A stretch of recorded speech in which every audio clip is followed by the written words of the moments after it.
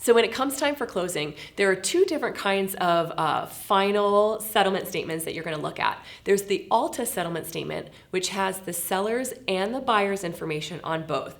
In most cases, your broker needs this to finish your file when you have commenced your closing.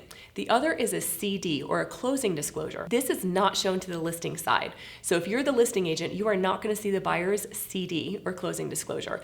It has really important information that is private, essentially, to that buyer. So it's going to show their loan terms, including their interest rate, and it doesn't include the seller side at all. So it doesn't show the seller's commissions or closing costs paid, anything like that. It's just really for the buyer. So if you are the listing agent, please don't call the title company or the mortgage company and ask for a copy of the CD. You're not going to get it. You're going to ask for the ALTA settlement statement. And that is what replaced our good old HUD-1 settlement statement from a few years ago.